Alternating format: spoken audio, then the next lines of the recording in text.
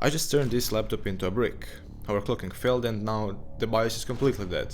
A repair shop can charge you $700 for a motherboard replacement. But I'm going to show you how to bring it back to life in just 11 minutes and prove them wrong. Today, we're performing a BIOS surgery using some low-level hardware magic. Now that I have your attention, a quick heads up. For this process, you will need another laptop, a screwdriver, and a CH341A programmer, which you can find for less than $10 on AliExpress. I've put all the links and video timestamps in the description to make this as easy as possible. I know this looks intimidating, but I'll make it accessible for everyone. I keep my word. Throughout this video, I'll remind you that you can join our community if you get stuck. I'll do my absolute best to help you out for free because we've all been there, and no one should have a $1,000 brick on their desk. First, let's open the laptop and hunt down the SPI flash chip. You're looking for a small, black component with 8 pins, usually branded as WinBond, Macronix, GigaDevice or SSD. This tiny chip is where the soul of your hardware lives. Unplug the main battery, power source, and remove the CMOS battery during this entire process. It's crazy, but without this tiny black box, your PC is just a pile of scrap metal.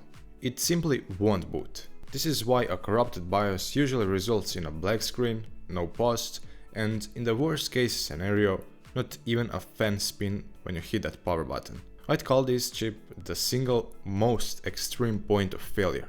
But don't worry, it can always be reflashed or replaced. It's not the end of the world. Before you touch literally anything, let me explain the most important thing in this video. Voltage. Every BIOS chip has a specific operational voltage, typically from 1.8 to 3.3 volts. If you blast a 1.8 volt chip with 3.3 or 5 volts, you're going to fry it instantly. If that happens, you're stuck, unless you know how to desolder and replace it with a new one. If you aren't sure which voltage your chip uses, Google the model number, find the datasheet, and hit Ctrl+F on your keyboard to search for voltage, or VCC. If you're still lost, don't panic. Drop a comment below or join my Discord server. We are a community here to help each other, and all the links are in the description. Let me give you the example. My motherboard uses this WinBond 25Q chip as a BIOS. If I go to the internet, search for that specific model voltage, I can see that it uses from 2.7 to 3.6 volts. So I'm going to use 3.3 volts as a standard. Voltages can be changed inside the app you're going to install soon. Now let's pull up the datasheet. Inside the PDF, we're looking for the pin configuration. Here, everything we need is clearly mapped out.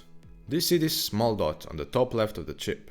That's our marker for pin 1, also known as the chip select pin.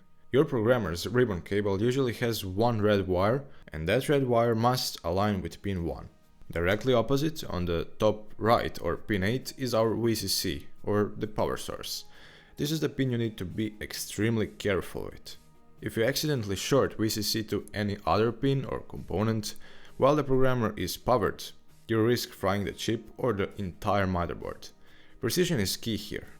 By the way, you can see that my chip is exactly 64 megabits. Divide that by 8 and you get 8 megabytes. This leads us to a crucial conclusion.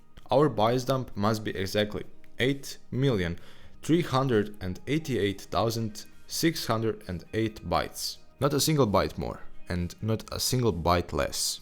But keep in mind, your chip might be 128 megabits or even smaller. To find the exact target size in bytes, just take your chip's capacity in megabits, divide it by 8, and then multiply it by 1024 squared. The BIOS file contains specific headers, padding, and volumes that the chip expects at very specific memory addresses. If you mess this up and flash a corrupted file, you're looking at the absolute worst case scenario. Zero response, not even a fan spin. But let's be rational. The BIOS is already dead. You can afford to be aggressive with it, just like I was with this keyboard. Now let's assemble a programmer. For 3.3 or 5 volt chips, simply plug the adapter board into the 25 SPI or BIOS slot on the USB device. Make sure the red wire is facing the lever used to secure the connection. If you're using a 1.8 volt chip, just follow the numbers. Pin 1 on the clip must match pin 1 on the 1.8 volt adapter. Then seat the adapter into the USB programmer exactly like the standard cable. Pin 1 always faces the lever. It's that simple, it literally takes 20 seconds. Once assembled, attach the clip to the BIOS chip. Remember, red wire connects to the chip selector dot. Plug the USB into your second laptop, download the Neo programmer and install the drivers. I have linked the universal drivers in the description to save you the headache. Open Neo programmer and hit detect. If you get a connection error, listen to me carefully. It is a contact issue. I spent 12 hours straight debugging this, only to realize the pins weren't actually touching the chip pads. Save yourself the frustration and spend the next 5 minutes cleaning the contacts instead of clicking buttons that won't fix a physical gap. Once the chip is detected, hit that magical read IC button. Now for the most important part of this entire video. Save everything. Back it up. Make 10 copies. Put them in your images folder, your cloud, your desktop. Just keep that original dump safe. Because if you lose it and things go wrong, well, I can't help you there. If you made it this far, congratulations. You just level up your hardware hacking skills. But now we're heading into the deep end. Now we need the heart of the operation, the BIOS file. Finding a clean, full dump can be a nightmare, so we're going to perform a little trick. If you download a BIOS update from the manufacturer's site, like Lenovo or HP or Acer, it usually comes as an exe installer. We can't run it on a dead laptop, but we can extract it. Open your temp and %temp% folders side by side.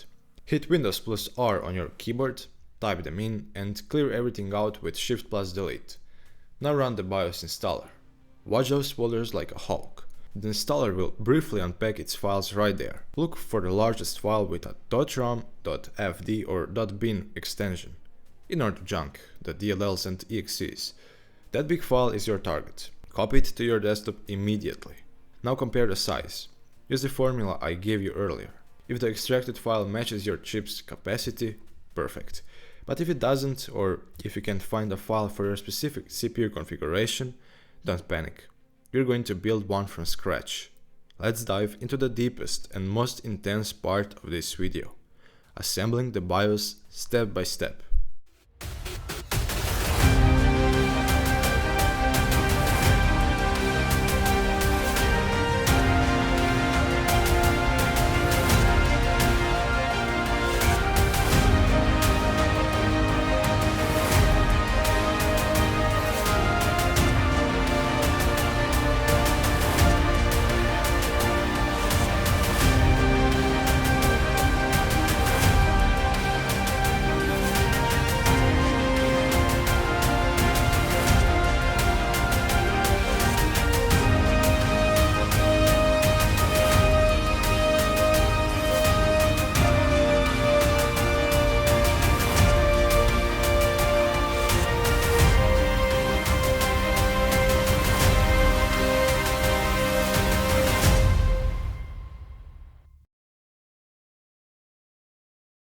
Think of your BIOS chip as a small robot. It executes every command you give it, but only at the perfect microsecond. Those bytes you see in HXD are its instructions. The FF paddings? They aren't just empty space. They are the robot's waiting room, creating the necessary time gaps between commands. Then you have the headers, the high-level triggers that instantly pivot the robot's behavior, like telling it to stop talking to the CPU and start initializing the GPU.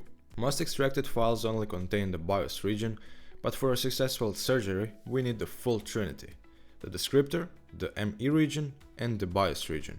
If UEFI tool shows you a broken structure, don't panic. You can manually transplant the Descriptor and ME region from your old dump into the new file using HXD. Our Discord community is always active if you need a hand with the hex offsets.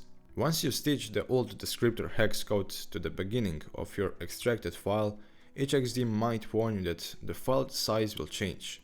Don't panic, smash that OK button, save it as repaired.bios.bin and head back to the Neo programmer. Hit detect, select your chip and hit flash. Now we wait for about 5 minutes. As a cybersecurity and IT YouTuber, I have to talk about biosecurity. While doing this, I thought, What if someone bypasses all protections and flashes harmful code directly onto the chip? That's a BIOS rootkit, and it's been around for ages. The terrifying part, it's invisible to any antivirus. It lives under the OS, executing as the base code for your CPU. It's the only malware that should truly keep you up at night. Now back to the patient. When the process hits 100%, unplug the programmer, remove the clip and pop the CMOS battery back in. Before you seal it up, hit that power button, and if it boots, I think I've earned that like and subscribe. And you? You earned some relaxing music. Treat your machine a bit better next time. Stay curious, and I'll see you in the next one.